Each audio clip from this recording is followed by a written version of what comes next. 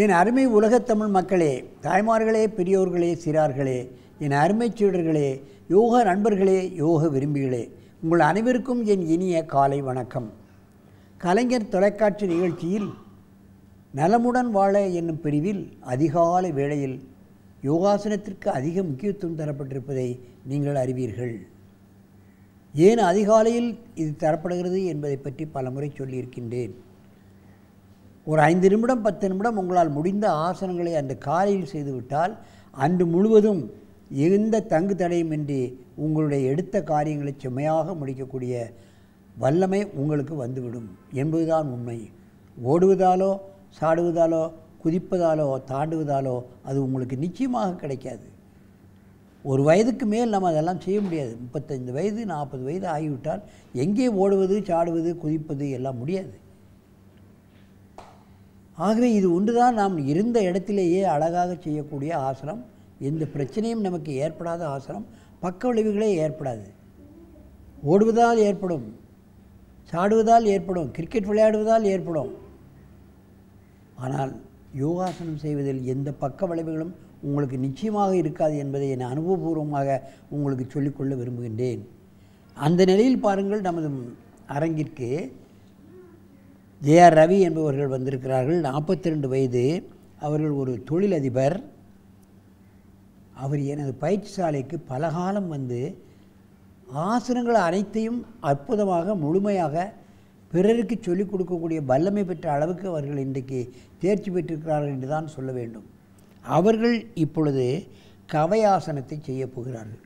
அது 3 ஆசனங்கள் உள்ளடக்கிய ஆசனம் என்பதை நீங்கள் தெரிந்து கொள்ள வேண்டும். என் அருமைச்சீடர் ரவி அவர்களே, நீங்கள் கவையாசனத்தை மெதுவாக செய்ய ஆரம்பிங்கள்.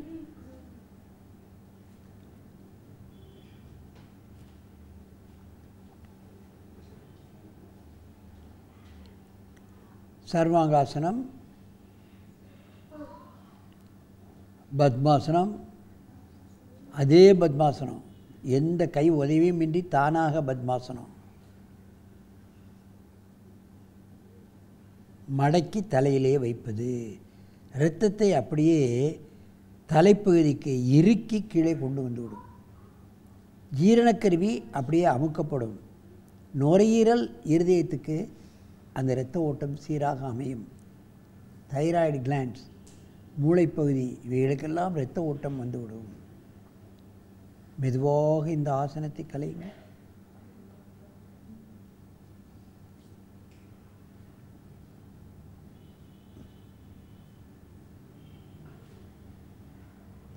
நன்றாக மூச்சை இழுத்துக்கொள்ளுங்கள்.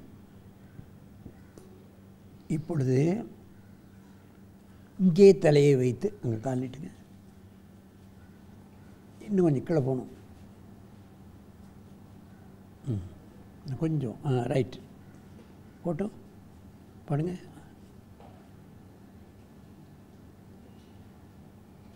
எடுத்த எடுப்பிலேயே சர்வாங்காசனம் வந்து விட்டது பாருங்கள். முடியாது. ஃப்ளெக்சிபிலிட்டி இருந்தால் தான் வர முடியும். 42 வயதுக்கு மேலே உடல் இறுகிவிடும். நல்லா நிமிருங்க. பத்மாசனத்தை அப்படி நிமிர்த்து அப்படி மெதுவாக வளைச்சி கொண்டாங்க பாருங்கள். தலைப்பகுதியில் உள்ள நரம்புகள் இழுக்கப்படும். முதுகு வழியாக செல்லக்கூடிய நரம்புகள் இழுக்கப்படும். கவையாசனம். ஜீரணக்கருவிகள் அற்புதமாக வேலை செய்யும். தைராய்டு கிளாண்ட்ஸ் பிரச்சனைகள் நீங்கிவிடும். ஒரு இஎன்டி டாக்டர் செய்யக்கூடிய கண்ணு மூக்கு காது தொண்டையில் உள்ள பல பிரச்சனைகள் நீங்கிவிடும் என்பதை இந்த ஒரே ஆசனத்தில் நீங்கள் தெரிந்து கொள்ள வேண்டும். 20 எண்ணிக்கை. மெதுவாக இறக்குங்கள். ஒரே ஆசனத்தில் 3 ஆசனம் வந்து விடுகிறது. 4 ஆசனம் கூட வந்து விடுகிறது. மெதுவாக இந்த ஆசனத்தை கலையுங்கள்.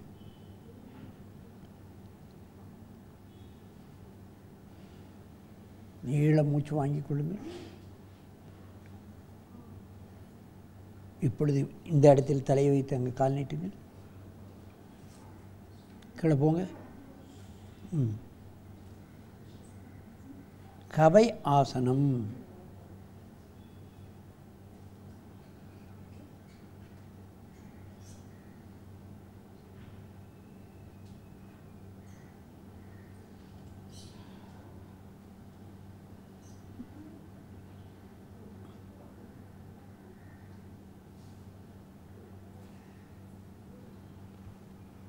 மெதுவாக இந்த ஆசனத்தை இறக்குங்கள்.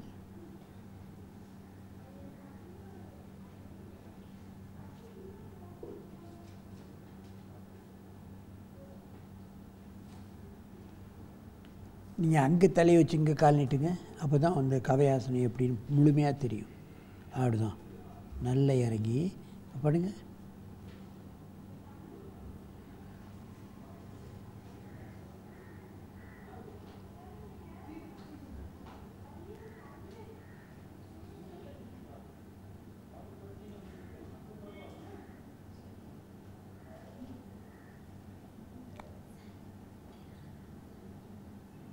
எவ்வளோ அற்புதமாக செய்கிறார்கள் பாருங்கள். அமைதியாக மெதுவாக அத்தனை ஆசனங்களையும் மெதுவாக விபரீத கரணி, சர்வாங்காசனம், சர்வாங்காசனத்தில் பத்மாசனம், அப்புறம் கவையாசனம், 4 ஆசனங்கள் உள்ளடக்கப்பட்டிருக்கின்றது பாருங்கள். 4 ஆசனங்களுடைய பலன்களையும் கிடைத்து விடுகிறது. கடுமையான பயிற்சி, காலை மாலையும் விடாமுயற்சியுடன் செய்யக்கூடிய பயிற்சி, ஒவ்வொரு ஆசனத்தையும் முழுமைப்படுத்த வேண்டும் என்ற திடமான எண்ணத்தோடு செய்யக்கூடிய பயிற்சி. மெதுவாக இறக்குங்கள்.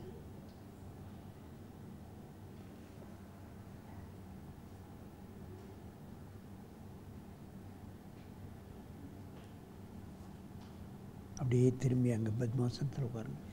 என் அருமை பெரியோர்களே, ஆசனம் செய்வதற்கு வயது ஒரு தடையாக இல்லை என்பதற்கு இவர்கள் ஒரு எடுத்துக்காட்டு. வயதாகிவிட்டது, 40 வயது ஆகிவிட்டது என்றது பெரிய வயது என்று சில பேர் சடைத்து கொள்கிறார்கள். 40 வயதுக்கு மேலே தான் அநேக பிரச்சனைகள் நமக்கு தோன்றும். கண்ணொளி மங்கும், கண்ணாடி போட வேண்டிய ஒரு நிலை ஏற்படும். சில அவயவங்களில் நமக்கு பிரச்சனைகள் வரும் 40 வயதுக்கு மேலே. அவைகளெல்லாம் வராமல் இருக்க வேண்டும் என்று சொன்னால் இது போன்ற ஆசனங்களை நீங்கள் மணிக்கணக்காக பட வேண்டாம். காலையில் ஒரு 10 நிமிஷம், சாயங்காலம் ஒரு 10 நிமிஷம், 30 ஆசனம் பண்ணுங்களேன்னா இன்றைக்கி காலையில் ஒரு 10, சாயங்காலம் 10, இப்படியே அப்படியே 11லேருந்து 20, 20லேருந்து 30, 3 வாரமாக 30 ஆசனம் பண்ணிக்கலாம். நேரமும் கம்மியாகும், ஒழுங்காக செய்வோம். நேரம் அதிகமாகிட்டுனா நம்ம செய்ய மாட்டோம். ஆகவே இது போன்ற ஆசனங்களை நீங்கள் அனுதினமும் பழகி உடலையும் உள்ளத்தையும் ஆரோக்கியமாக வைத்துக்கொண்டு நெடுதி இனிது வாழ வேண்டும் என்று கேட்டு உங்களிடம் விடைபெறுவது ஆசனம் ஆண்டியப்பன். வணக்கம்.